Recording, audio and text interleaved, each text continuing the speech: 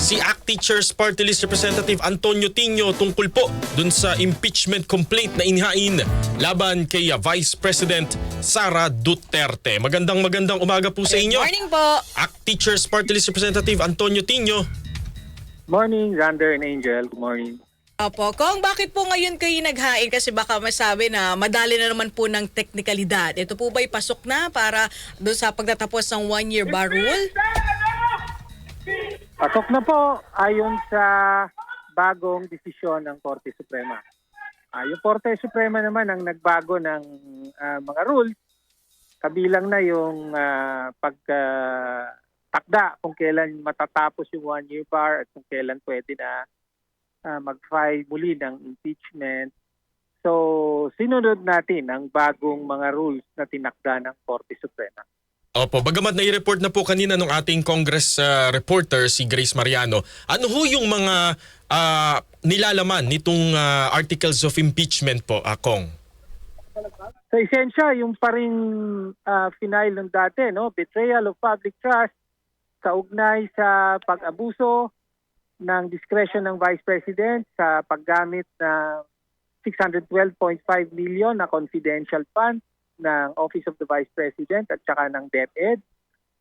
Kasama din yung pag-utos niya na magsumite ng mga peke o falsified na accomplishment reports para pagtakpan ang maling paggamit sa confidential funds. At pangatlo, yung pagtanggi niya na kilalanin at sumailalim sa oversight function ng Kongreso kaugnay sa budget. So mula doon sa pagtanggi niya na sumagot sa mga tanong sa Committee on Appropriations hanggang sa dinagdag ito, no, hanggang sa nitong nakaraan, yung 2026 budget na hindi dumalo at naglagay pa nga ng mga kondisyon sa pagdalo niya, no, sa budget hearing, samantalang tungkulin ng lahat ng mga opisyal ng ehekutibo ang pagharap sa Kongreso para ipaliwanag ang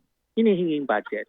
Opo. So yun po ang tatlo, kaya ang tatlong yan ay betrayal of public trust at dapat pa-impeach batay dito. Tatlo lang po articles of impeachment, Kong? Isang ground, betrayal of public trust, tapos may tatlong mga ginawa. Yung Okay. kanina. Kasama po dyan, tama po ba yung kay Madriaga, yung sinasabi tumanggap di umano ng pera po mula sa illegal na droga?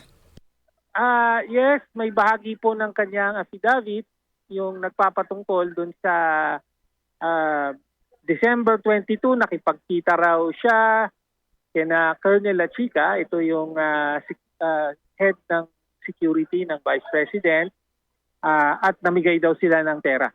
No? So, sinasabi natin may kaugnayan ito doon sa saan ba napunta yung 125 million pesos noong December na naubos in 11 days. Opo. Sa inyo po bang palagay, malakas po itong nilalaman ng inyo pong impeachment complaint laban po sa pangalawang Pangulo? Malakas na malakas po at umaasa kami na yung mga kongresistang pumirma dati na nandito pa rin sa 20th Congress ay hindi dapat pagbago ng kanilang panindigan at pipirma rin. So maasa tayo na makakakuha to ng 1/3 at sa lalong madaling panahon ay matatransmit sa Senado para forthwith ay magsimula na ang trial na naunsyabi dahil sa unang desisyon ng Korte Suprema. Pero tingin niyo po ba, kaya pa yan since 2026 na po at malapit na ang 2028, Congressman Tino? Malayo pa yun, 2 taon pa. No? Kaya ngayon ang tamang pagkakataon, dapat nga last year pa nangyari ito eh.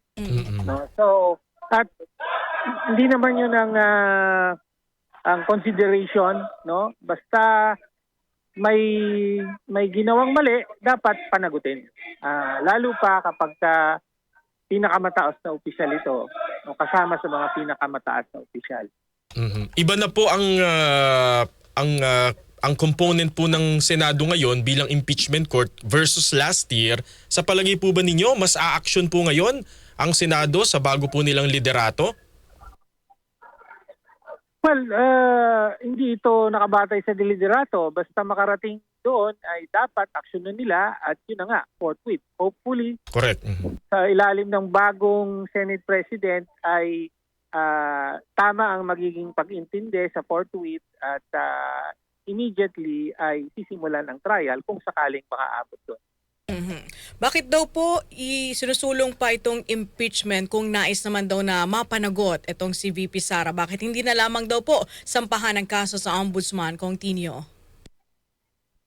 Hindi naman bangga yun, pero dahil sa bigat at tindi ng kasalanan dito, hindi po biro yung 612.5 billion pesos na confidential fund. Ang sinasabi po natin sa impeachment, hindi na karapat-dapat na manatili pa sa pwesto ang Vice Presidente, kaya impeachment. No? At tanging impeachment ang paraan para matanggal ang Vice Presidente sa pwesto. Opo. Kong Tinio, meron po tayong mensahe dito mula po sa ating tagapakinig, si Ma'am Beth Luciano. Ang sinasabi, hindi na daw po madala dahil lalo sa paghahain daw po ng impeachment laban kay VP Sara ay lalo daw pinopromote ang pagtakbo ni VP Sara.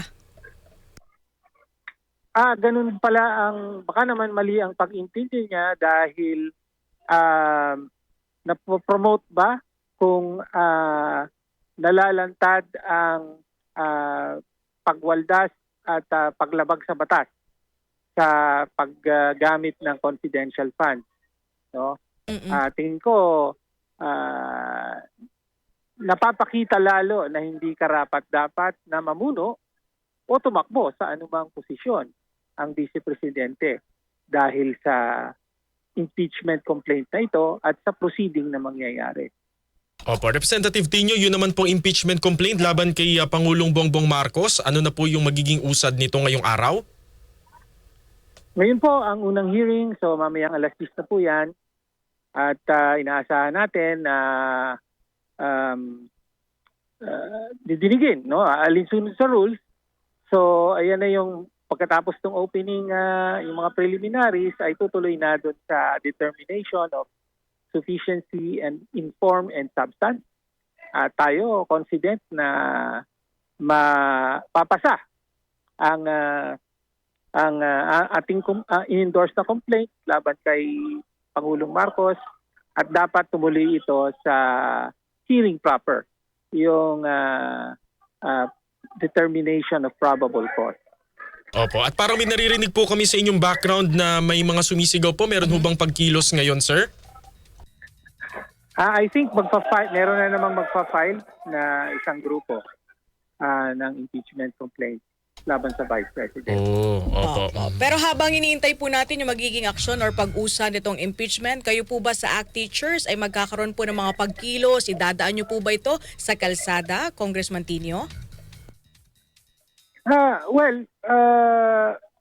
Yan naman ang kagustuhan ng taong bayan. Nakita natin noong September 21 at November 30 ay kumilos ang daan-libong mga Pilipino na ang panawagan ay lahat ng sangkot dapat managot. So I am sure magpapatuloy ito ngayong Pebrero, lalo pa at parating ang anibersaryo ng People Power, no, yung pagpapatalsik sa Marcos dictatorship ng mamamayan, no?